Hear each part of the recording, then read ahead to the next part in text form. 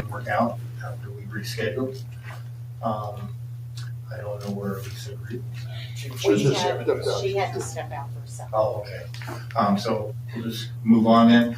We're gonna have some opening statements from Sarah on this, our treasurer. I should say our finance director. Your clerk and treasurer. So we presented in the original agenda that had gone out, it did the preliminary budget, and then it also had the cities and council pretty much mixed requests for the budget above and beyond the operating budget. What we did today was actually put those in priority level for the council based on each department, and then along with that put a suggested fund that if you were to approve where we would utilize those out of. Right now we are projected to sit at about 1.8 million in surplus, and if you just a reminder to the public and to the council, we have in our financial policy that we keep our general fund no lower than 2.5. So when I say 1.8, that's above and beyond the 2.5 limit. I did provide tonight a list because I think there is some confusion always when you talk about police and you talk about fire and they have their own fund number. They are all preceded by 001, which is our general fund. So they are all funded by our general fund, unlike the water, sewer, storm, EMS, a portion of that. Those are enterprise funds that they're gaining their own revenue from the utilities that are collecting. Just a couple things aside from the surplus that I wanted to go over. We do have on here, and we had only received up to date, one specific venture for the ARPA funds. We did receive those funds back in 2021, and we got about 1.8 million, give or take, might have been 1.9, don't quote me. Those funds have reached their date of it's now or never. So what they require us to do is by 12/31 of this year, all of the funds remaining, which is about $551,000, which can be found in your budget with no expenditures, just revenue. $551,000 has to be obligated no later than 12/31 of this year, and we have to expend the money no later than 12/31 of 2026. But whatever we obligate the funding for is what it has to be used for. It can't be changed at a later date. It is what I will report to the state after the new year. So that's just something to consider. Those are not general fund monies. Those are specific to ARPA and have to be kind of looked at in a different way. We did list out some expenditures for water and sewer and wastewater, and we put next to them their capital reserves. The council has already discussed possibly looking at sewer's utility rate in the future, potentially in 2025.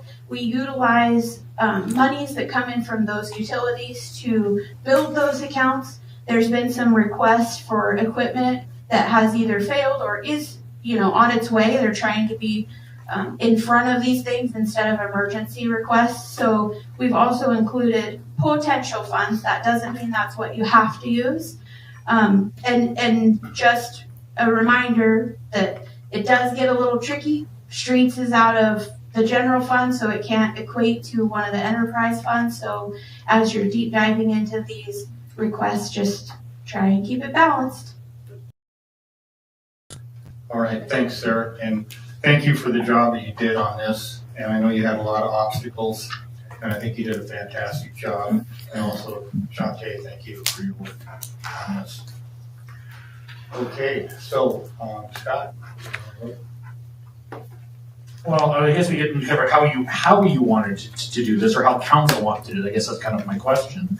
Do you want to go through with council suggestions first, or do you want to give me to give you an overview with the various things that we're looking at? I don't know how we want to handle this. Well, we can go line by line, I guess. Capital facilities, and I know that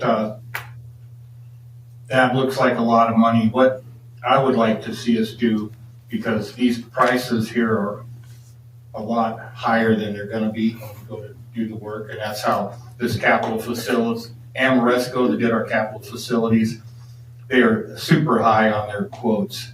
And so I would like to have us put away, if we can, $650,000, and that we work on that, fixing these projects. Is that out of the 1.8 above the 2.5 that you're proposing that comes out of, or is this already? No, it'd be coming out of that. Okay, thank you. Yeah, and so we're looking at, we got the total here of 1.3 million almost for kind of needs for capital facilities. We have 650,000 that we can more or less probably allocate for capital facilities. So Mayor, you just want the council to kind of rank their priorities for these? Or just go through a line by line and how it, As far as the capital facilities, yeah. we can do that. I know that we can do, I don't know that we can do them in any order exactly. I guess that's what I'm getting at. That's why I think having a fund set aside, and we can pick away at the things that we can get done here with the, hopefully you guys are good with the lead carpenter to do this work. That's the next section down. But this stuff is so high priced. We've got a little bit of, take the library for instance, okay? We got some painting, a little bit of trim to repair, and an exterior pole to put up, and they've got $166,000 there. It's not gonna cost that much. We wanna get that work done. And so that's why I thought it would be better just to go with a fund, put so much in a fund for the work on that, and that way we don't try to figure out what we're gonna do and what we're not gonna do, to be honest. If there's something that the council wants to prioritize, that's great, and we can do that. The pricing is just way out of whack.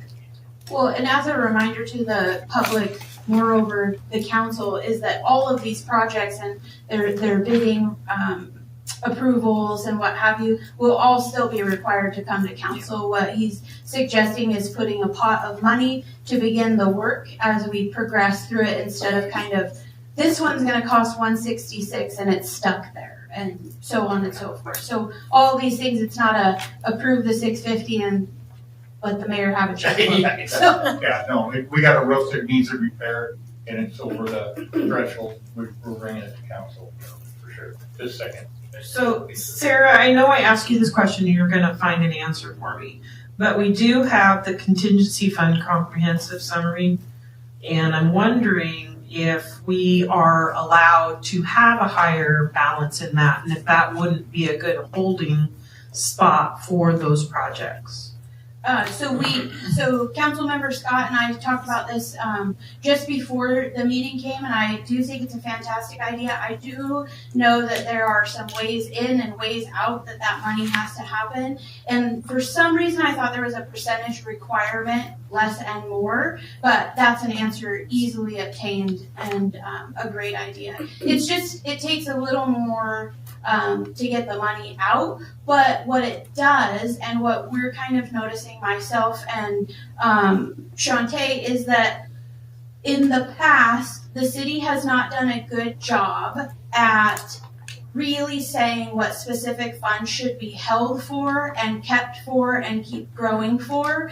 And so this would be a way specific that they, if you didn't use them, you automatically know that contingency money goes into the next budget, and there's no questions, where we have had to ask some pretty deep research questions about the other funds. So it's an option, and I'd be happy to find out the answer.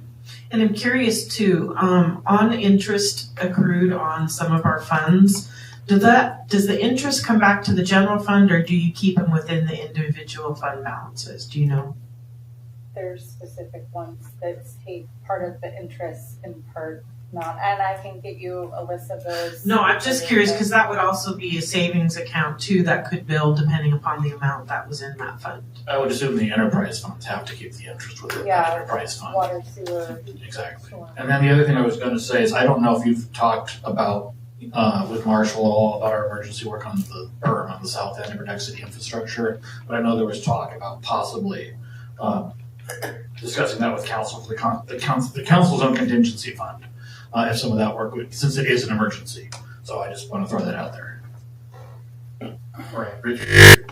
So I had a couple of things. I want to say or ask, but I want to start off with Sarah Shante, Finance Department. I reiterate what the mayor has already said. You guys have put a whole bucket of work into this, and I know and I'm sure the rest of the council really appreciate. As I read through the whole budget binder, this is the clearest, easiest to understand. And then when we add this document, what the department heads want, this is the easiest budget I have witnessed in 8 years. Thank you for all that work. My personal specific interest, emphasis would be capital facilities. I really want to get capital facilities done. Fresh waterways is really high on my list, and downtown renovation are my personal priorities. But in specific on this capital fund, when I look at, for example, the $355,000 for the golf course maintenance, golf course is one of those things that is a big tourist draw, so it is an income source for the city.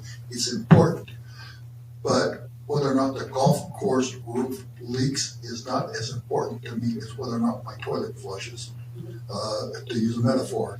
And so I'm not as eager to spend that particular $355,000.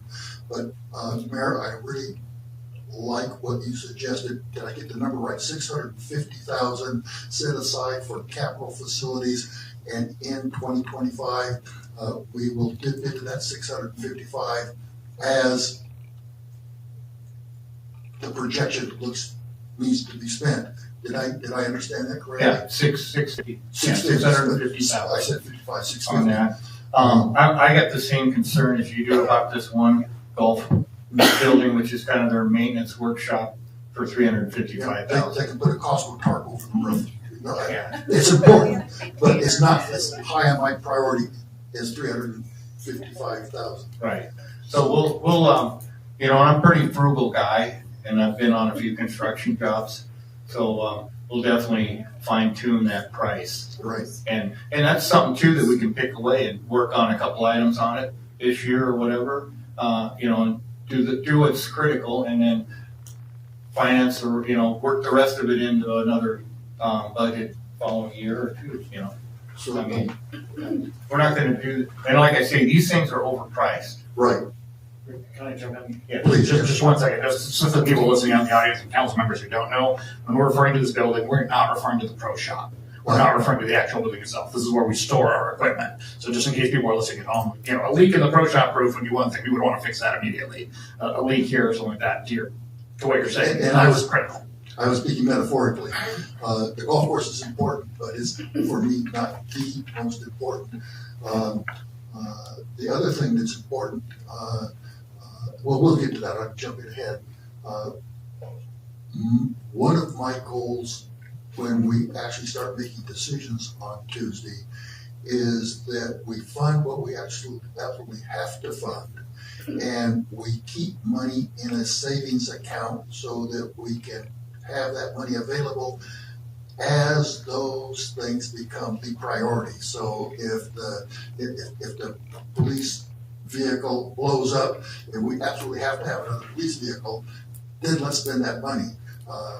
But right now, police vehicle would not be high on my personal list of spending, but I'm thinking a little bit ahead. I just want to voice my concept of what I would like to see the budget process move forward. It's fund what we absolutely have to fund, but the rest of the savings account, whatever that account number is, and then spend out of that savings account as those priorities surface. Did that make sense? I hope.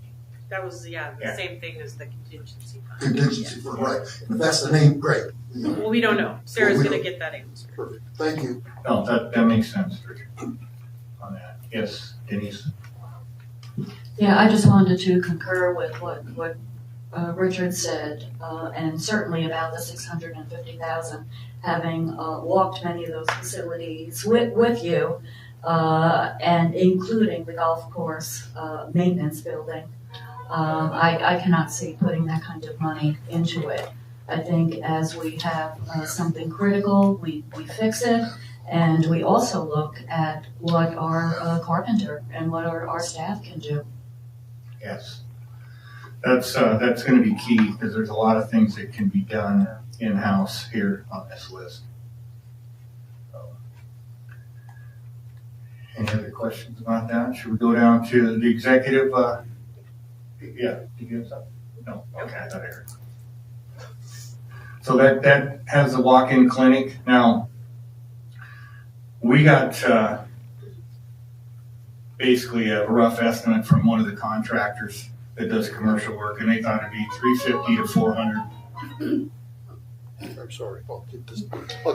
This is my daughter. It's probably important, but I'm going to delay it. You want to step out? Step out, step out. Step out. Okay, that's fine. Okay. It's important to do that. Anyway, they said $350 to $400,000 to build that out. Roy's been over there, taking him over there. He's done contracting and that such, and he doesn't see it being any more than that. We had our first architect tell us it was going to be $800 to $1 million to build out that little facility. And you got to remember that these guys get paid on the value of the job. So we fired that guy. And so we're working with another one, and they came up with a little over $600,000. I can't remember exactly what it was, about $650 for that. But he had in there the flooring, which the person we're leasing the building from is going to pay for, and the storefront in there, and that's going to be taken out too, because the leaseor is going to be taking care of that. So that dropped it down to $580. I honestly believe that it'll be less than that, because the bids have been coming in a lot lower than the expectations of an engineer or an architect, and a lot of that has to do with the economy for construction is way down, and so pencils get sharp when there's not a lot of work around. So just like the job here that you see going on at the convention center, that came in $600,000 lower than what the engineer estimate was. So I feel that we're going to get that done for definitely less than the $580, but I put that on there because that's what the architect had said. You're looking at proposing to use ARPA funds for that? Yes. Yeah. Okay. The ARPA funds for that. The second thing on the executive is for the lead carpenter, and I think that that's going to pay us a lot of dividends, the amount of money that we have to pay him to get the work done versus hiring a contractor out. And so those two things I think are important. I'd like you to take a hard look at those items. Yes, Richard? I just want to say, I agree with you on both the walk-in clinic. If we're funding that out of ARPA, it's not free money, but it's free money to us. And it's not coming out of our general fund. And it's something that has been needed for 50 years. So I'm all in favor of that. And I absolutely agree with you on the lead carpenter. Yes, that's a salary. But the amount of money saved over having bidding out, and yes, So my vote. Yeah, a contractor marks everything up. Yep. The 2x4s, the plywood, the paint, Yep. and the labor. And so we'll be saving that money doing that. Yes. Just to add Sarah. to that lead carpenter position, as it is a salary, it is not a designated salary. We may use much less than that. It could be that it comes back and he is blowing through things and we need a little bit more, but that does not include and will not include any health benefits, retirement, anything. So that 120 is the cap. There's no more than that. One of the things that we're looking at, and I've had legal look at it now too, is I want to sign a agreement, and of course that'll come to council for the building trades. And with that agreement, I can hire a licensed electrician, a licensed plumber. I can work them for 2 weeks. I can work them for 6 months. We wouldn't have that much work, but that's just an example. And then when the work's finished up, we lay them off. They go back to the union hall. And that way we're not stuck with a permanent employee, per se. The carpenter guy will have the most amount of work, obviously, as you look at this list. But we've got some electrical that needs to be done. We've got some plumbing that needs to be done. And so we'll be able to hire somebody to come out and work for a short duration to take care of that type of work. And once again, we're not paying markup on labor and material. So that's a little side note to what's on here, but I will be bringing that contract to you guys when we get that squared away with legal and such. Yes, Richard? So I have another thought on this whole process, and I'm not sure how feasible it is. Lisa Scott and Sarah and Shante may understand this better, but it makes sense to me that instead of approving these line by line, item by item, that we say, okay, whatever department you have this much money, and you know what your priority is, you spend this much money until that runs out, and if that runs out and becomes critical, then we relook at where else we can get the money from. That's an approach I invite the other council members to consider when we get down to making decisions next week. All right. Well, I can tell you that I'll spend the public's money like I spend my own. So I can confirm that about him, by the way. To the point of frustration. yeah. What? I said, to the point of frustration, we call him the deal at the dollar store. Yeah, that's what Sarah told me. She says, you look for a deal when you go to the dollar store. So that was pretty funny. All right, so we have a couple of rate requests on here, and it says council requests on that. And I really think that we need to do a hard look at a couple of our funds, a couple of our utilities that we have money coming in on right now. But I don't want to do anything personally without having a rate study done. And nothing's in the red, so I believe we honestly have time to do a rate study. I think that's fair with the public, and it also gives the council the opportunity to make a good decision. The worst thing I'd like to do is have us come up with a CPI, and then after we get a rate study done, we gotta come back to the public and say, we need another % or whatever added to it to make the fund solvent. So, And just two things on that, if I may. One is not just about making that fund solvent, but we really haven't done a rate study that tells us what our infrastructure costs for rebuilding are going to be. So we really don't know for like our capital needs for these things, what that will entail, and that would be good to look at.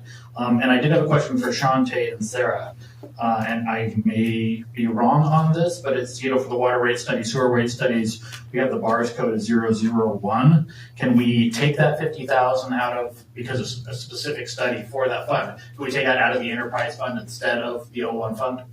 Okay, that's, yeah, so that's not gonna be general fund money. So we can scratch that. all right. Yes, Denise. I just wanted to add that I think it's really critical that we do the studies instead of just looking at a CPI. We really need to know what the costs are, what kind of contingency we need, and what are our future infrastructure costs. And the study will give us that. All right. Anything else? Public Works, this is kind of in a priority. Some of this stuff, like the wastewater, the top one, we really need to take care of that. So there's some actual real needs here for the sewer and water. The pole barn is the one item that it's not a critical need like some of the stuff like the headwaters, fine screen replacement, pump station upgrades, wastewater, motor control. That thing is not even functioning right now. And that's our override. If we lose our system, our computer system running that's our override to operate that stuff. So, second. And the pole barn deal is we want to put some of this equipment and get it out of the weather. And I think that's important, but maybe not critical, but it's something that we thought we'd like to do. And yes, Lisa. Do you have enough money in these funds to cover those activities? We do not have, we have enough in them to cover a large majority of them, not all of them. It almost seems like it would be more helpful to kind of take what we will have and then similar to how I do LTAC and send that back out to council. And then you would see, hey, we have enough for all of this and you'd need this much out of general fund if we did it that way. So, but when you have specific funds like sewer, water, wastewater, That's those where should we, be out of general fund.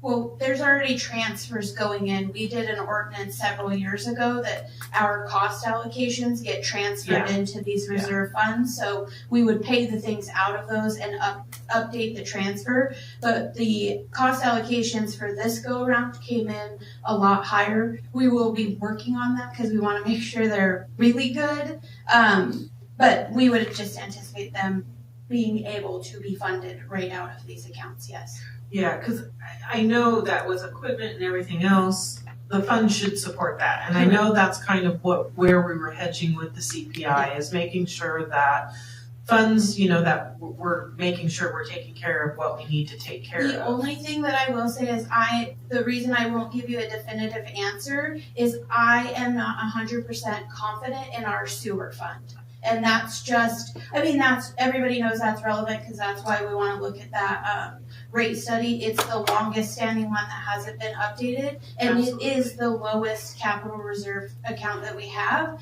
And I'm not comfortable saying that because as we start moving things around, I want to make sure that it genuinely does have sufficient amount in it because it is genuinely getting that low.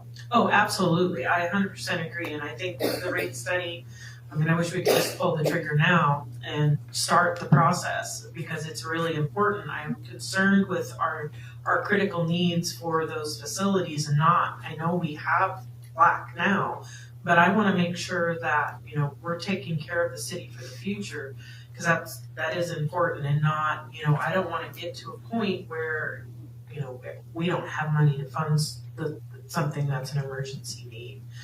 And I know we're working on that. Sarah, that'd be something we could bring up maybe in the last meeting in November.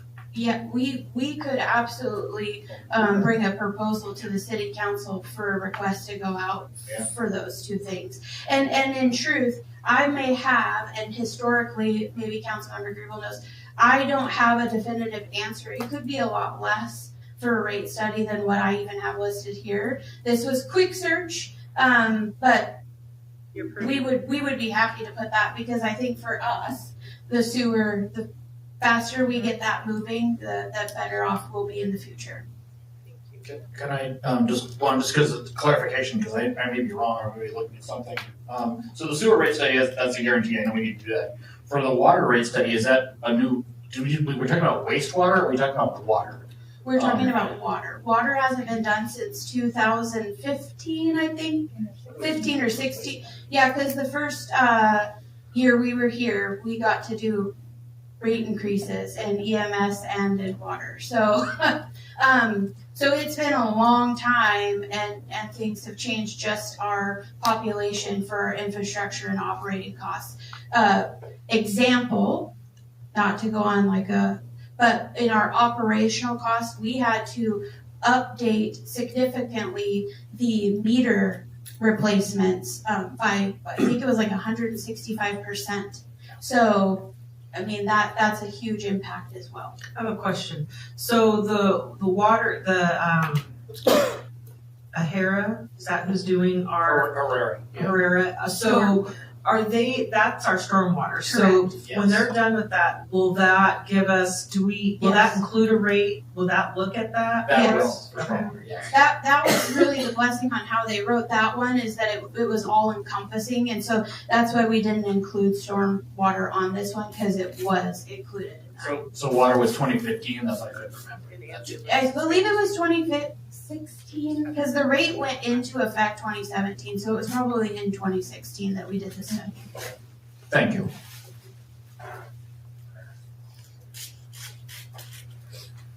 All right, looking at the rest of the public works here. The dump truck is a high priority.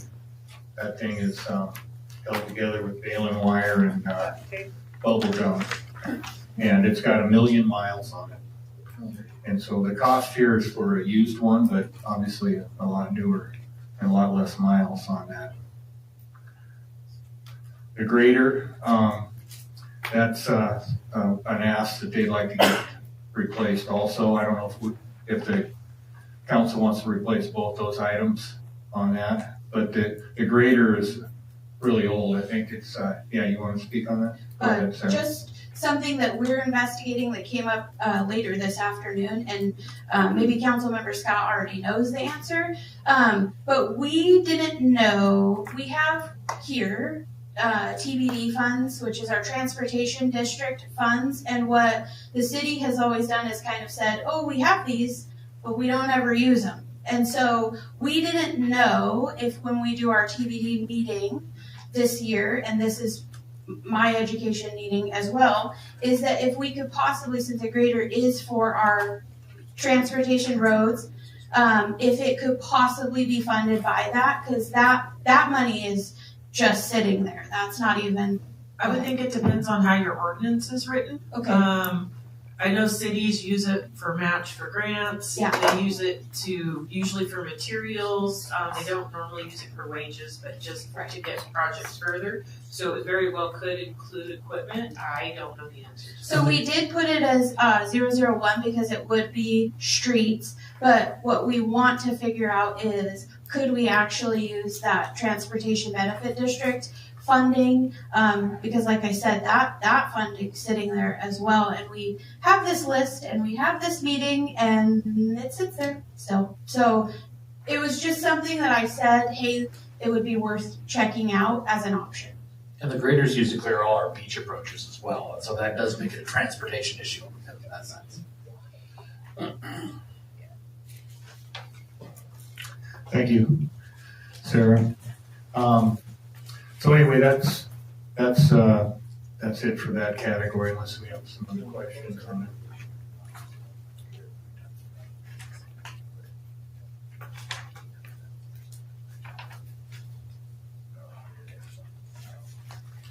All right, so, sorry, going down to the library is not getting an increase in,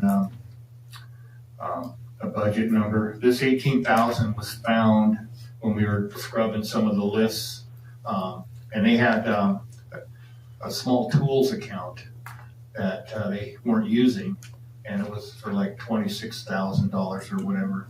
And so I met with Keitha, and Keitha wanted to get some pages, and so we talked about her budget, and she and I looked into that. Well, she wasn't using that account, even though it had been given to her, given to the library multiple times. And so the 2 pages will come out of, their money will come out of that small tools. We made an adjustment on that. And they're gonna be high school kids. So we wanna have high school kids come in and work 3 to 5 in the evening on that. So that's what's going on with that. So it's not really increasing the budget, but you guys have to approve the new positions. Will that come this year, or do you need it for next year? We would be doing this for 25 and 26. Okay, because we did that already, right? This year? We just talked about it. We just talked about it. Keitha came and talked about it, but the council still needs to approve the positions. Okay. So will that come in the budget when we go to approve it? Will that, Yeah, well, when or do you when need? we go through, because that's what we've typically done in the past. That second meeting in November, we'll go through however you design this list, whether it be 650 for capital. We'll go through, take a motion Gotcha. for each thing, just so it's very clear and concise what everybody's intentions were. Richard? So, thank you. I've been kind of keeping a running total, and if the running, right now, we have, before we get to Public Works, we have tentatively thought about $870,000 round numbers. The $580,000 for the whatever that was. For the clinic's coming out of it. That's ARPA. Yeah. So when the totals up until we got to Public Works came out to 1,450 minus the 580 for the clinic. We're down to 870. So we still have $1 million, and we're starting to talk about the Public Works. I agree that the grader and the dump truck are a very high priority. When you got to haul stuff, you can't put it in a pickup truck. So The point I want to make is as we're discussing all of these, the rest of the public works and all of the other things, we've got about $1 million that we can discuss and think about where to spend it. And I just wanted to make that point. Sure. And we're hoping to use the transportation district money for For some of part this of it. stuff because it's sitting there and not being used. So again, the point is, we're doing a lot better than I thought we might be able to. Sarah, you want to talk about the convention center? Yes. So the convention center is kind of in a holding pattern right now because they're unique as they get the majority of their funding through LTAC.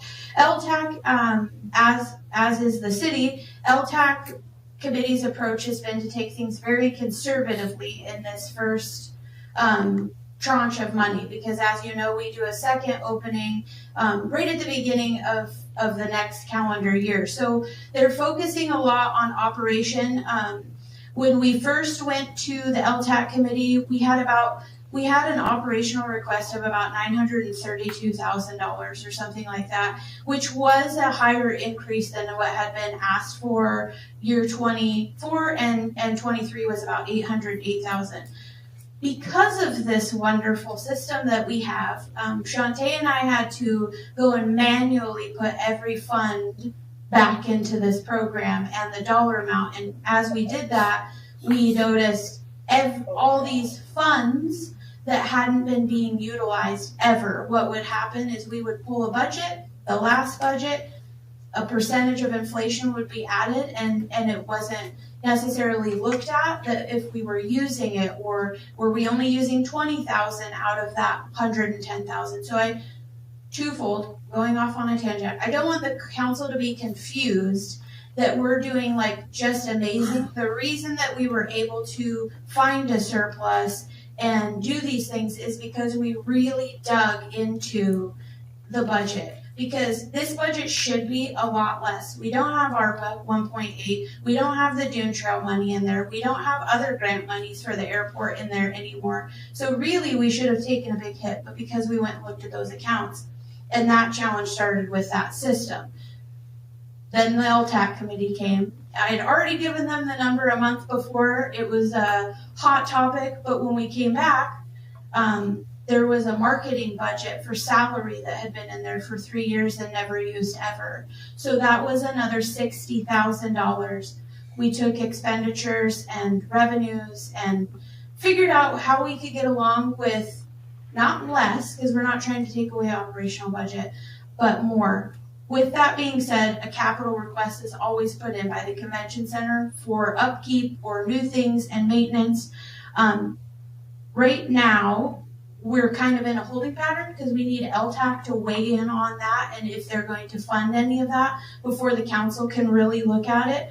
At the same meeting, the convention center manager was given some tasks. Can we go kind of find this? I see, little sticker shock on banquet chairs, but those aren't just chairs from Walmart. They're 600-pound weight limit. With a 20-year warranty, 15-year warranty. So, they're $100 a chair, it's 1,000 chairs. You put 1,000 people just in Pacific Hall. So there's a lot of things that everybody has to be educated about for the council specifically. Any of these things you'd like to know a little more about, I'm happy to tell you. Right now, your guys' decision making is kind of in a holding pattern until LTAC makes a decision. So a question I had, and I know when George brought, his initial things, he had carpet and a new dishwasher, but I don't see either of those on here. So the carpet was just a subsidiary amount that he needed, so we just actually worked that into the budget he already had existing, which took that away from council needing to weigh in. The dishwasher, we were able to get a lease on, which was a huge cost savings, and so we just expedited that lease. He also had a grill for one of his propane grills that had gone out. He had the money, it was $5,000, so He actually got it for, I think, $1,500 cheaper than that today even. So that's the kind of things that have gone. I'm a talker, obviously. But I'm glad to hear all that because I know what the needs are for this building and the age of some of the things in this building and it needing to be taken care of. And I'm glad you were able to find the funds to be able to get that done without them having to come and give up one thing to get something else they really need. I will say, because I did not do George a solid, I was supposed to get a hold of him and put his things in priority. He did give his priorities to LTAC, and just for the council to know, his biggest priority was it's in number one, is the parking lot electrical, because it is just a huge impact. Councilmember Klein would know from all of the events. Anything electrical wise that goes into that outer parking lot, there's lines everywhere of coverings, and so that was his biggest number one priority. And I would have to agree with that. Yes, Richard. So I realize you've already stated that you don't have a definitive answer on what LTAC might be available, but your best wild guess how much of this $485,000 for the convention center could potentially come out of LTAC? I do know how much LTAC money is available, but the LTAC committee is really honing in on their decision making. So I know that we have X amount of dollars available. They've taken that down to talk about only looking at 1.2 of that money. And based on that 1.2, do we want to use all of that, or do we want to see how our actuals come out after the first of the year? Give everybody that has something coming up real quick a little bit of money, the convention center's operation. So it's not a matter of having the money. We would have the money for only the convention center. And that's not the will of the community, the committee, or I don't think the council. So they're trying to be clever and be able to just wait till that second tranche of money. So I don't know what they will do with the capital requests, because right now operational requests are their number one priority. Fred Astaire would be proud. And I'm really not trying to pin you down, but I think I heard you say that right now there's like 1.2, but the LTAC committee hasn't actually decided how to spend that. And I appreciate their concern and agree with their concern. But did I hear that correctly? There's potentially 1.2 available in LTAC? That's the amount that is the top line amount that they are willing to recommend spending to the council. And I doubt even that they will come to that 1.2 number. And that could potentially include this 480. It could. Potentially. They have about 37 or 30 requests. I can't remember already. And they just want to make sure that this also gets spent within the community for all of these ideas. Right, there's an economic value to funding different events in our community, and it's just trying to figure that out. And they have another meeting on Wednesday the 13th, where they'll kind of, now they've taken it all in, see what they can fund with that money and what they should kind of just hold over for the next go round. Thank you, and that sets my mind at ease that we're not tapping into the 1.8 nearly as severely as I thought we might be, and that was the comfort that I was looking for. Thank you. All right. Denise. I think Sarah already answered my question. It was going to be, when is their next meeting? So we would have a feeling for what they were going to fund. All right. Any other convention center questions? All right, we'll go down to the police department. You want to cover that? Sure, there's a position for a patrol officer, and that is something that the mayor really wanted to have done because we wanted someone dedicated to traffic control and to reduce the amount of speeding that goes on, to get them maybe out more of the Point Brown corridor and other parts of the city.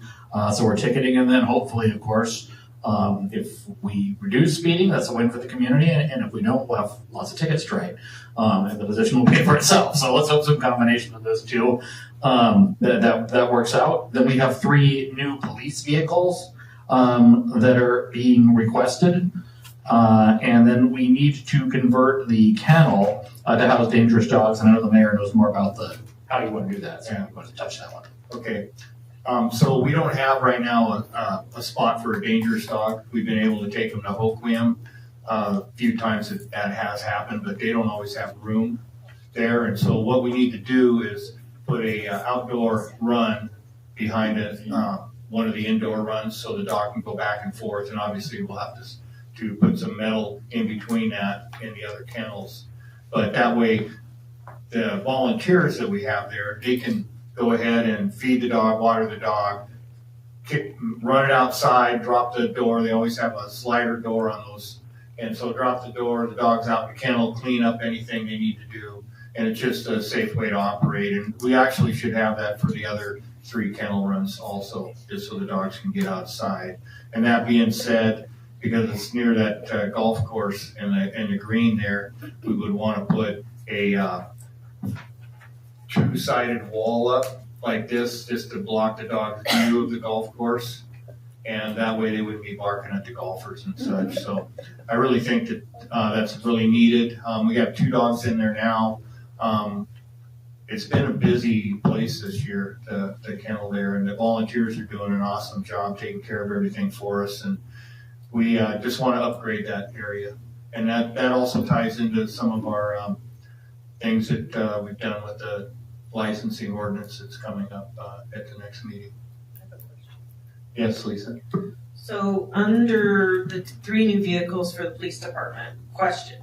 So in our equipment reserve fund, I do not have the fund number, but I know that we still are having a few hiccups with the budget software, and especially when it comes to beginning fund balances. Sometimes you'll see an NA, and I know it's not processing right, so we'll get that corrected. But in our equipment reserve, is this where police vehicles would have a tendency to come out of, or do they just come out of their own budget?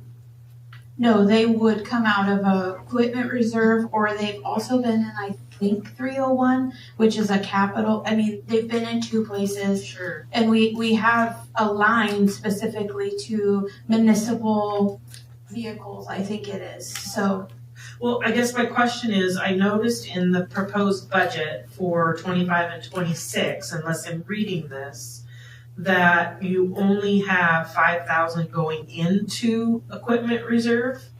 correct. So should we not be budgeting more into equipment reserve so that we're covering, when police need 3 vehicles, we have the fund balance to do that, or if building needs a new vehicle or a different department? I'm asking because it seems like we're depleting and we don't have a good balance, and it'd be nice to ensure that in the future that's taken care of. I think that this is one of those accounts where we have typically only put money in when we've needed to use the money. So it's not being utilized as what you're saying, where we're putting money in for something that's coming or going to come up. Police and fire more so than the other departments. The wear and tear on police vehicles alone are way more than we would ever experience with our own, or even public works. And it'd be nice to see some money budgeted every year from police. And I know it takes it from them, but at least knowing that, and they need 3 vehicles in 26. We've got that, or 27, we're building that reserve so that we can replace those. Absolutely. Yes, Lisa Kriebel. Thank you, Mayor. Could you just help me understand why the difference between the dog kennel building being covered under capital facilities, so why part of it's under capital facilities and part of it appears under the police? Sure. The difference. The reason it's split up like that is Amoresco went through and looked at the buildings and seen what was in disrepair.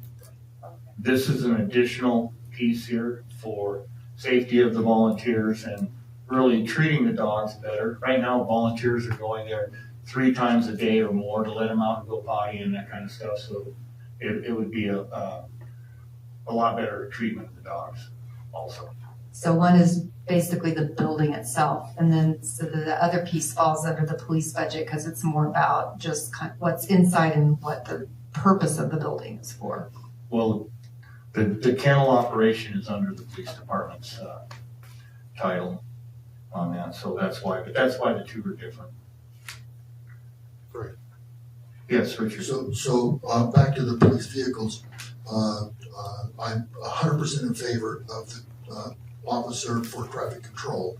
The three vehicles, we are in the process of hiring officers to put in those vehicles. Where are we at in that process? Are they in the final stages of, or are we still looking?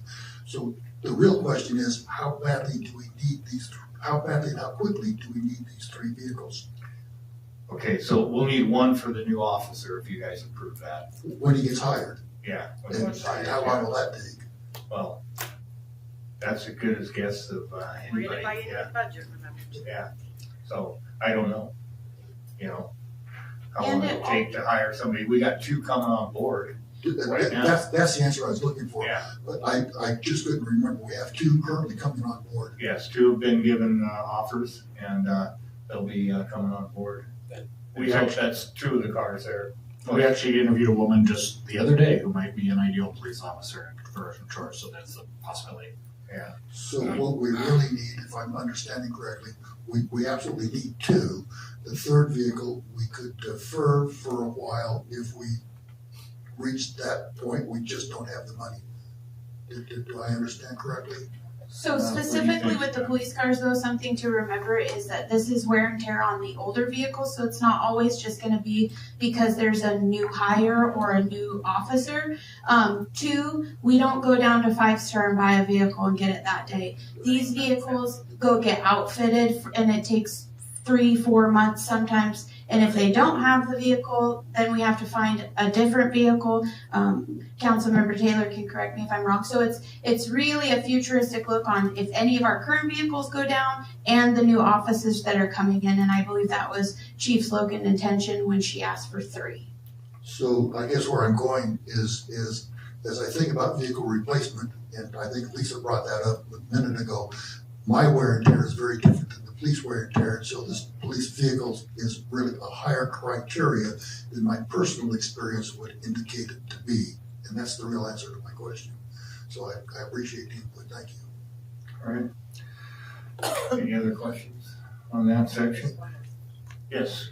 So when we look at adding an additional position of a patrol officer, are you picturing a flexible schedule so that you get to determine if they're working more weekends than Monday through, depending upon the amount of tourism in town, that sort of piece? I don't know quite how the scheduling works if it's designated patrol.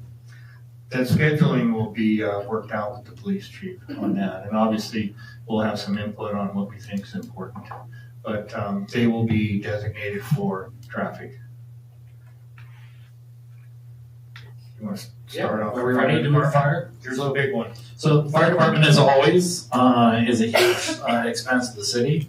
And right now, you'll see before you that some of this, a great deal of some of our, like the ambulance purchases, things along those lines, can come out of our EMS fund, which is the 104 fund. And we will have to make some decisions on how we prioritize those. We've already sat down with Chief Ritter and Mandela. We have a number of items that are also going to be coming out of the general fund that we can't get out of the EMS budget because there are certain limits on things that we can use for the 104 fund. But basically, our ask here was a total of about $443,000, but I think that's only for the 101 fund, 001 fund, not the.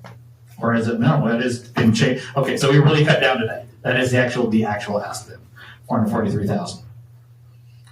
Thanks, Scott.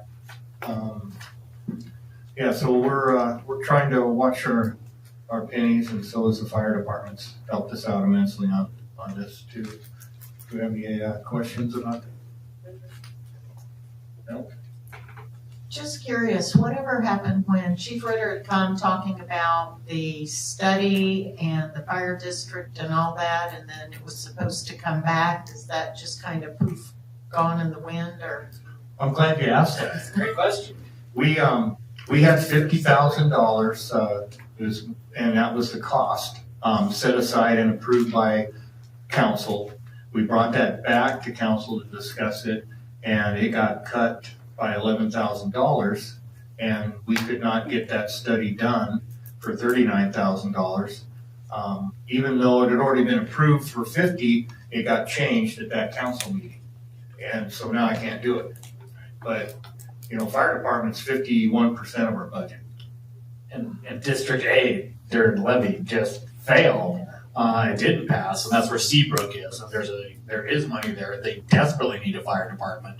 They have, I won't speak for how perilous the situation might actually be if there were a large fire at Seabrook because of how those, and so they would be willing. We got a problem with District 7 because the districts have to be congruent. But if we could get even District 7, District 8 to go in together, that might significantly save a great deal of money by getting the city out of the fire business. Yeah, I would, I'd love to see the council bring that back for 50 and we can move forward on that and get that study, so at least we know where we're at and what we can or can't do. If the city got out of the fire business, we would also lose control of our fire department. And at a future discussion, I would like you guys who have more knowledge than me on that subject to weigh in on the pros and cons, because it seems very advantageous to have control of our fire department. Well, and this study would that's what it would be for. It would tell us, what is this really going to cost? What would happen as a result of this? And that's the whole purpose of the study, is to tell us that information because we don't know it. Bring the study back. Well, That's back on the agenda. Make a motion Tuesday, Richard, and we can do that. Okay, Jenna saying, that'd be great. On this list. However we want to do it. She can put it on the list if you guys, and it'll be part of the approval. It's just $11,000, right? I mean, $11,000 difference. So we have the money. So we still got money's there. We still got 39. Well, we There's gotta didn't be- reallocate it, That's what so I'm saying.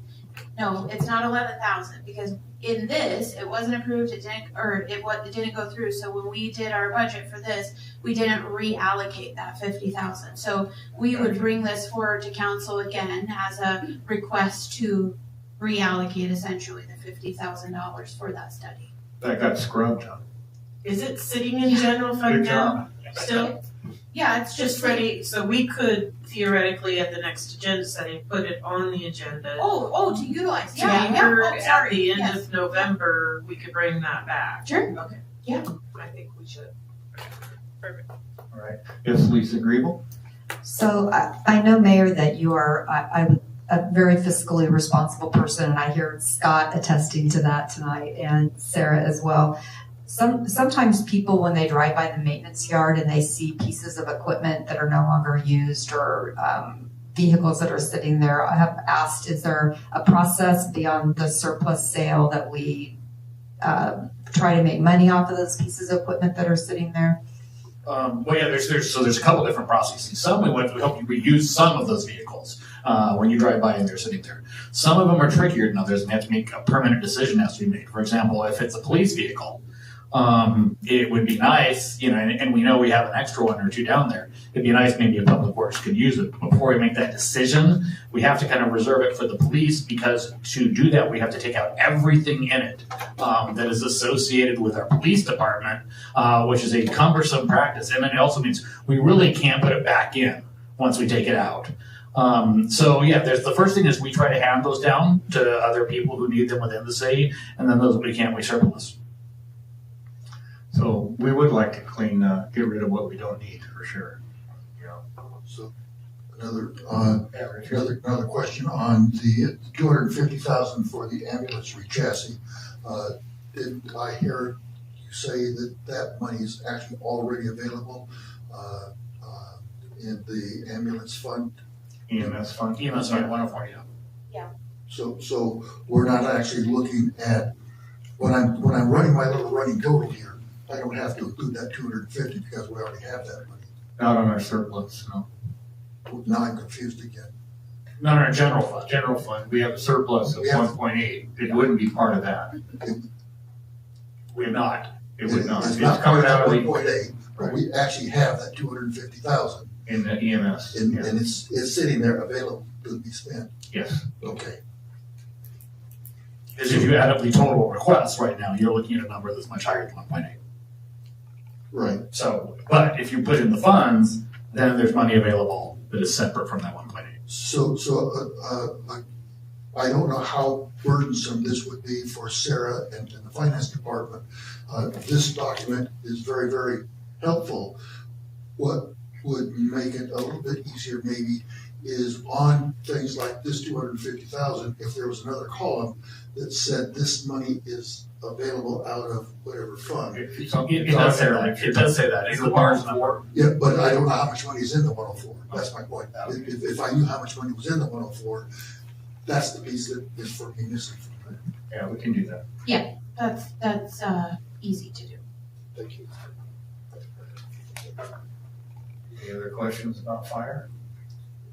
All right, we got the radio board up next. This was, was forecasted at 131,000. They have a revenue 25,000 is what they estimate, and they're doing a lot of hustling, and they're actually bringing in quite a bit of money for only being their second year of doing this. So anyway, they're asking for $106,577 for the 2 years. Yes, Richard. I seem to have a lot of microphone time. I apologize, but I have a lot of questions. Your microphone's not on, Richard. Thank you. When the council decided to fund the radio board, one of the things that we stipulated is that they strive to become self-sufficient. And what I'm hearing you saying, what I see with these numbers, is they are moving in that direction. And I support to continue that because they are doing what they promised to do. Yeah, they're working hard. They got a couple of events coming up this next 2 months with their British invasion here on Saturday at the 7th Avenue Theater, and the New Year's Eve, they're bringing in a British Beatles group. So, any other questions or anything? Parks Board? You wanna do Parks Board? Yeah, so we've had meetings with the Parks Board, and this is kind of the, they've asked us, we've talked to them, what are their top priorities, and having spoke with the community, and they've gone out and sort of, surveyed people and seen what they want, and we've kind of come up with this list of sort of priorities. Skateboard park lighting, and the cameras for Chinook North Bay Park, and those are kind of security cameras, more or less. Some improvements at Emerson Park. The ones that we really need at Emerson Park, that's the pickleball courts. That's been something that the Parks Board has heard a lot about. People would really like to add more pickleball courts in the community, and I guess it is an extremely fast-growing recreational activity in the United States. So there's that. They've asked for money for the walking trail that was originally they wanted to put in at Chinook Park. And then I don't know if you've seen, I should have brought an example if you haven't seen one, the beautiful kind of park map flyers that they've been distributing to the hotels. They're very nice, and they're also asking for a 25% operating budget increase, and that is for improvements at the park and future enhancements. Yes, Richard. So you got a question, Richard? I just, this is a study session, and I'm studying my eyeballs out. What I would say on the parks is one of those things that support tourism, and tourism is almost free money. I got in trouble for saying that before. It's not free money, but it is money that is easy to tap into. But on, for example, the park map flyers, they are superb. They're clear and easy to read. But they also have that, what do you call it? QR code reader. Yeah, the QR reader. And how many people are actually they're going to get that flyer, but how many are actually going to use it? Or if they take a snapshot of that QR code on their smartphone, which most people have, then they've got the map in their pocket all at a time. So maybe if I were going to cut something, I would say that $10,000 could be substitute, the QR code could substitute perhaps that 10,000 if we're really struggling for 10,000. And the Chinook walking trail, yeah, we all want a walking trail. How many people do I know that would walk around the high school track in high schools that are close by? And this would be kind of like that in the neighborhood. Great, but how essential actually? So I'm in favor of, but for me, if there's something to cut, those are two items that I would look closely at. Yes, Allison. So the park map flyers that they're putting out at the hotels, could they possibly use LTAC funds for that, or did they use that for the first group? They did apply for LTAC dollars and they did receive LTAC dollars. They did not apply this time. Oh, they did apply, okay. And my next thing is, I don't know, but I think a 25% budget increase is kind of high. The only thing I will say about that is that obviously with it being first year and us having to like deep dive into all of these revenues and expenditures, we kept everything. So anybody that deep dives, and Don Williams knows I'm talking about him, is gonna know or notice that a lot of the things that are still there and have stayed the same, they've stayed the same past the old budget. We just kept everything very flat, and we took a lot of things away, and with exception of a few different funds, we had started at a 3% increase on everything, which was a disaster to start off with. And even that seemed unrealistic and too high when you started looking at the numbers. I do know that the parks does have a feeling that they've kind of gone to underfunded for several years, and they do have some new amenities such as Chinook Park and things like that. So I definitely believe that there is a maintenance increase that needs to happen. Absolutely.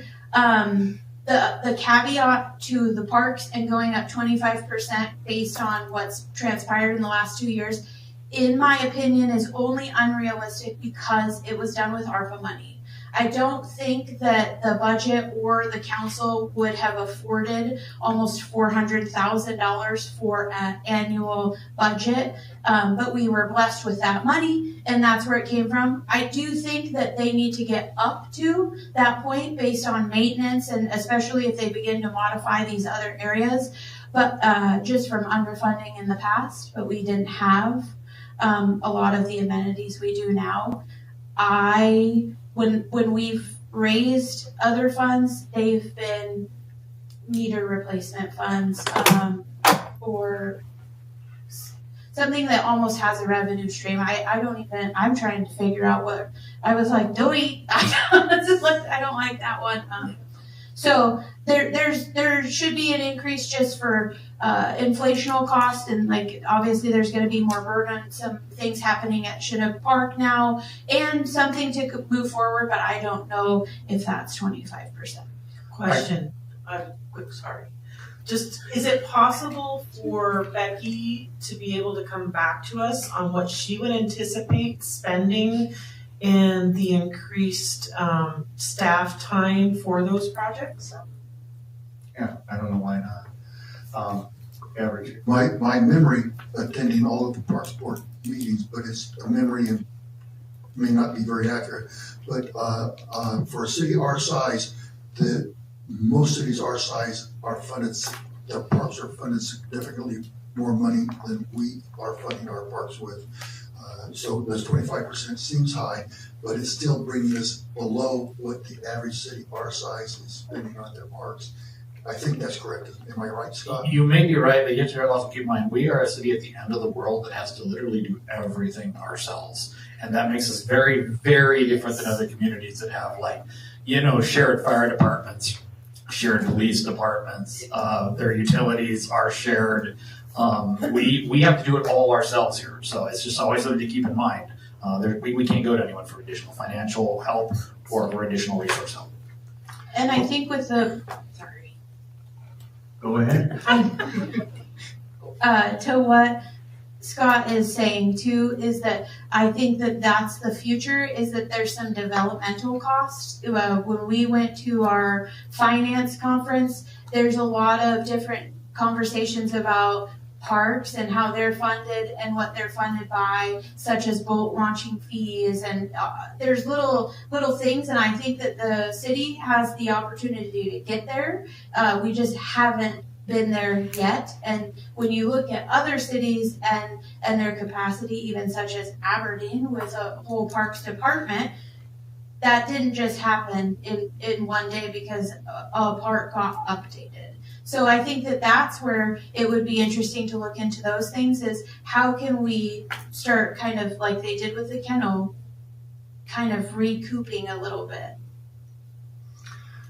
Yeah, I think we should have boat fees, launch fees. I mean, everywhere I came from, every lake, every, saltwater boat launch that you could get out on, I'll charge fees for that. But I think the top three are really important for the council to take a look at: lighting at the skateboard park, cameras at the skateboard park and at Chinook Bay for the vandalism issues we have, and the resurfacing of Emerson Park. I think that's important. There's a lot of people that play the pickleball, and it'd be, it's something that I think the city should do is fix that up so they're able to use it. I hear that there's times that people are waiting to use courts, and so I think that's really important. We've spent a lot of money on parks here in the last 2 years, and so, if we want to look at getting a parks committee or a parks department going, I think that's something that we need to sit and hash out and, look at doing something maybe after this year, see what 25 looks like, and, we can go forward. Yes, sir. I would really like to see, and I suggested this before, perhaps just a parks director, and the parks board has been so active in doing so much of the work, but a parks director, maybe that could piggyback with the fresh waterways combined. That would be a very special person, but there are other marshals out there in the world. I use Marshall as a metaphor. He's such an adaptable guy. So I agree with you that parks director could close a gap for us. So, yes. And we're in conversation here, or we will be here shortly, with the Y and our Parks Board about doing something for the kids this coming summer. Getting it started early. When I grew up, the park had things to do every day for the kids, and we spent all day down there, my brothers and I, playing softball, capture the flag. There's craft stuff to do. I mean, I'd like to see us look at something like that for the kids. That would be entertainment for them, and they learn stuff. They get to play ball and learn some other things. So we're looking at that. I don't know what that's going to look like because it's just the beginning of it, but I think it's really important to have something like that for the kids during the summertime.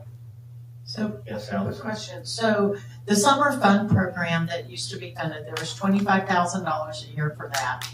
Is that still in the budget to be able to do the summer program, or does that disappear? Because I thought it was a grant.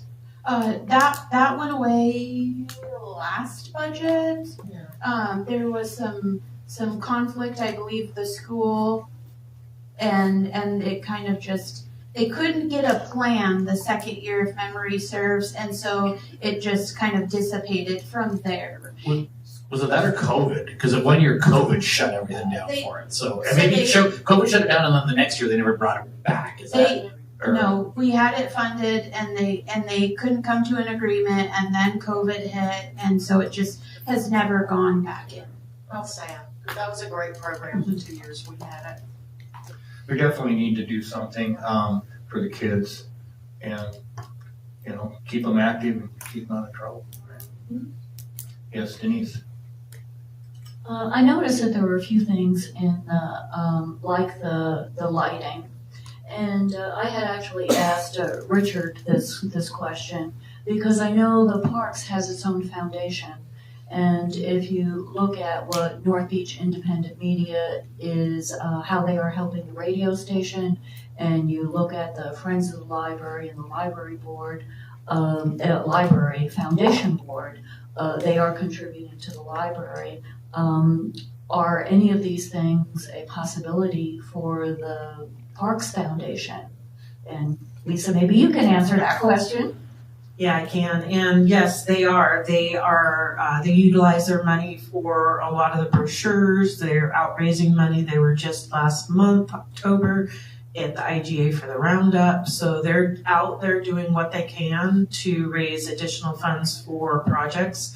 They were able to do a lot of small stuff for the dog park, things that they purchased. They did the benches, things like that. The dog water station, was that part of it?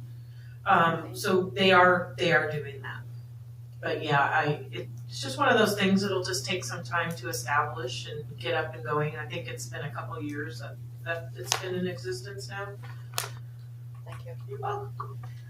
Any other questions? So I do, if I may. You may. Sarah, this is a very helpful document, and I already made one suggestion on a way to improve it. Another suggestion is if there's a way to isolate the things that are going to be spent out of the 1.8 in the general fund and things that are funded from other funds. That's what that is. Maybe I'm doubling up, maybe. A barcode. Yeah, the barcode. The 001 is our general funds. Right, yes. I think he's talking about like a dollar, I know what he's saying. How many dollars are available? I know, Okay. Enrique, I'm speaking Richard. Okay, and sometimes Richard confuses himself, so, Yeah, we'll get you how much is available. and I That's how you close. get I think I'm closing my comments by again, just Shante, Sarah, the rest of the finance department, just a super awesome job all the way around.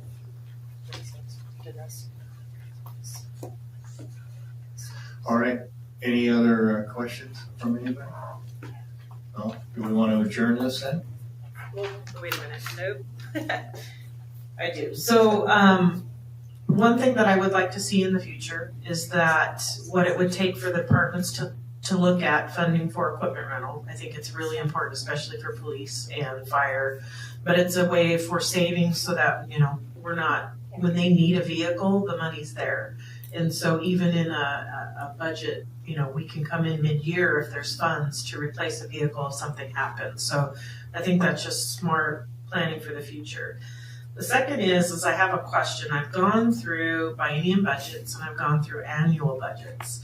It seems to me that the city, we spend a lot of time on budget items.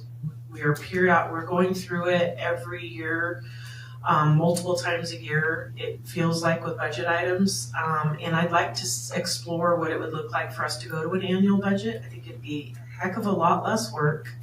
And you're really coming in once, twice a year with, if you have anything in addition to what was budgeted, if emergencies happen and they come, reports come during the year that said this is not a budgeted item, this will be, in addition. So at the end of the year, you have that ability to control. It just seems to me that it would be easier, and maybe not, maybe, that's something only staff can answer. But I know how much we put into budgeting and what we spend during the 2 years going over it. And I'd like to see if we could explore that. Well, I know for Sarah, it would probably be easier to have an annual budget for sure. When did we move to a biennium budget We though? don't even have to have a budget. I'll just give you your own checking accounts and you can have at it. We moved to biennium budget. Do we recall when? In Yes. 2020. That's what I thought. Yeah, somewhere back then. So we had that before. Why? I'd like to weigh in. Because everybody says it's easy. When that came up in the discussion, and I specifically made the comment, if Angie Folkers, the finance director, said this is easier, if the finance director says this is easier, what do I know? If it's easier for the person doing the job, let's do it. And now we have a new finance director, and if it's, in my opinion, if it's easier for the new finance director, the new finance department to do it as it's an annual, let's do it with what makes it easy. And that's a staff decision, not a council Well, decision. in that way, if you're having issues in overtime, say for fire department, which we were seeing, it's easier to control when you can see it and you know you're only budgeting annual. And even for staff, budgeting 2 years is quite tricky because you don't know, especially with market trends for permit fees and revenue, it's really hard. You don't know what's going to happen in 26, and here we are budgeting for 26. And those things change and prices go up and inflation happens. And it just would, I don't know, it seems to me it'd be maybe a little bit. You gotta call back your software company now, tell them to scratch everything you've done in the No, last. I'm just- I'm kidding, I'm kidding. It's I just wouldn't do it like- next, but it might be something to be looked at, for sure. But the amount of work they put in trying to get everything into this biennium budget is crazy, Yeah. so. Yes, Richard. So I have a question for you, Sarah, and the question is, has this meeting given you and Shantae everything that you need to bring back a proposed budget with all of the things that have been discussed? Do you have all the information you need to do your job? We still wouldn't, we will only bring what you see to Tuesday's meeting because we need decisions made before we add them. And so to reframe the question slightly, do you have everything you need to give us the tools to make our decision? Yes. Do you have any other questions from the council? All right, thanks. I think Councilmember Greeble had something. Yes, great. I have a couple, two things. First, I was on the council when we moved to the 2-year cycle, and it wasn't framed about being easier. It was framed around the amount of time that council spent on the budget and all the months leading up to the budget. So it was billed as we would spend less time as a council on the budget if we did a 2-year cycle versus a 1-year cycle. But what I hear Lisa saying is she feels like because it's a 2-year cycle, there's still always budget items. But it felt like before is like we would barely get the budget done and then we were starting the next budget cycle again. So that's, I think, why we went to a 2-year budget. So I guess the question would be, is that actually true? Are we spending less time with it being 2 years or still the same amount of time? You framed it better than I framed it. I think, yeah. Go ahead. Do you have another question?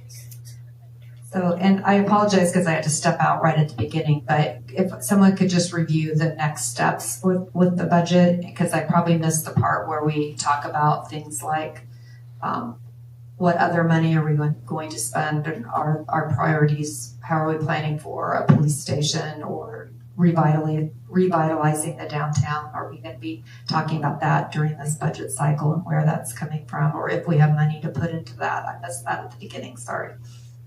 I know in talking, I don't know, I just won't let her say it. But in my talk with the finance director, we want to be really conservative. So things like the new police station right now, that's not something that, or the South Fire Station, we want to look at. Primarily because we want to see what this budget gets us. And then we're also watching to see what's going to kind of happen with interest rates, with sort of inflationary pressures, all kinds of things. And because it's the first time we're kind of doing this, we want to really just err on the side of what do we need, like right now. But maybe the finance director has something he wants to add to that. Nope, that's 100%. It's almost a selfish request just because it's new software, new individuals doing it. The council had kind of outlined their priorities really heavy in 23-24, and we kind of achieved all of those, and that gave us the capital facilities plan and a couple different management plans that we're working through. It was just kind of almost a plea for me. Could we just see where we land in, after we close out 24 and then kind of see what the economy does for the first 6 months of 25. And Lisa, we are talking to a company about revitalizing downtown area. So when we come up with something that we think is worthwhile, we'll bring it to the council. Yes, Lisa. I just back to the budget real quick. So on page 20, well, when I printed it off, it was page 29, which is the emergency care comprehensive summary. Sorry. Well, it says 28, page 27. Anyway, sorry. I guess, I feel like I'm the only one that ever talks of, we talk about rate increases, and I get where everybody's at, they're tapped, but I'm concerned with 25, 26 projected budget and those numbers, especially, we had that ambulance rate study done. I think we seriously need to digest that, and we need to look at this upside down number, because I'm concerned about this. I mean, we're projected at the end of 26 to be almost $700,000 in the hole. So if this, if that counting software is accurate, I am concerned about that. I do think that is also because it's not including the starting fund. Okay. Just there is still you can see it goes down the expenditures and revenues, but it isn't going to be the 659,000. Yeah. There's no. It was another. We keep breaking their system. Yeah, So, I know. I realize that. That was one that we got a fix on today. I believe that was the fix, exactly what Councilmember Scott says. That is a good line to kind of look at your totals less expenditures. We may have good fund balances at the end, but are we, especially the enterprise funds, are we taking care of those enterprise funds, or are we just kind of slowly going down? And I do believe prior to the last rate increase, that was what was noted very clearly, is that it's not maintaining itself at all. We're not even coming out at a zero. So you're 100% right. It's just not that bad. I just want to make sure that we are protecting our city for the future. And nobody likes rate increases, myself included. But I'm concerned that as things arise, we need to make sure we're protected and protecting the future, so that we're not having to come back and say, oh, guess what? We have no money. You need a $5 rate increase. And I want to stop. I want to prevent that. So that's just my concern, is, keep slowly peeling the Band-Aid off versus ripping it, but just making sure that we're protected. Which we can attest to, Shantae and myself, because we went through the two biggest rate increases that the city of Ocean Shores had at one time, and it was to EMS and it was to water, and people were mad at anybody that would walk by them, whereas the water has had a little increase over time each year or whatever, and so it's not as intense, and there is something to be said, and it's almost it doesn't look like the city's management and the city's council are doing good things when we say, here's your big rate hike, because we could have been working on these things all along. Yeah, and that's, I guess, why I pushed the CPI as much as I did, and I understand we need a rate study, but that, for me, at least we were keeping, rather than, because I am concerned that when those rate studies come back, that it may be a sticker shock. Yeah, and it may have a recommended CPI in that rate study as well. So Yeah, that's something we'll ask for. Yes, Richard? So, this is Scott, I appreciate what you just said, and I mirror your concern, and I think we need to address that. But what I really want to speak briefly on is the fresh waterways, and there's nothing in this budget that specifically addresses the fresh waterways, and I think that that's a very necessary criteria for the city. It is the population's perception that the waterways are right now in worse shape than they have ever been. I had a constituent call me today with those concerns. I don't see anything about the waterways in the budget. The Herrera. The Herrera project, but we're not actually spending any money to make the waterways better. We're waiting on Herrera to tell us what to do. That's an essential step. The point I want to get to is, as we hone this budget down and we get these actual numbers, if there is any spare money laying around, I really want to hope that we, the council, address the fresh waterways, because our property values, if we have swamp front water instead of lake front water, our property values will plummet. And so I want to prevent us from going to swamp front water. Can't agree with you more on that. But how do you put money away when you don't know what the cost is? You know, and so we're gonna wait for the Herrera, report, and they will tell us, you know, the steps we need to do to, take, care and restore that whole water system. Yeah, we have stormwater fees on that, but, you know,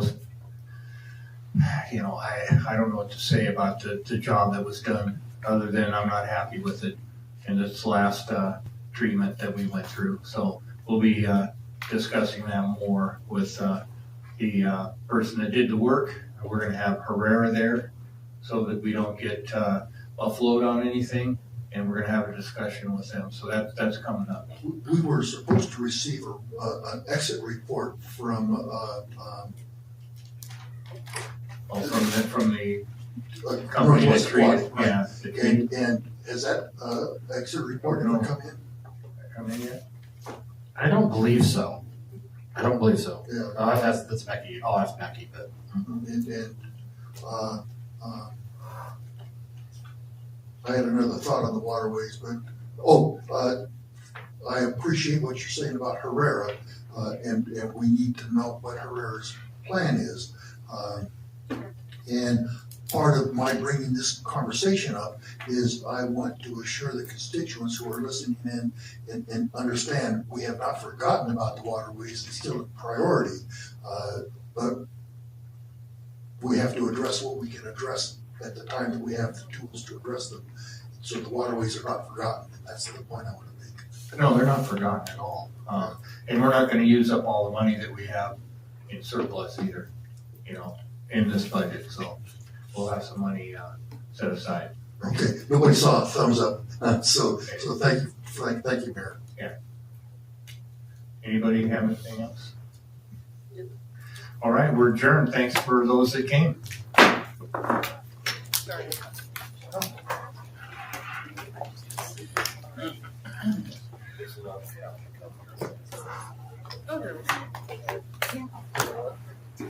Yeah, she said she already knew.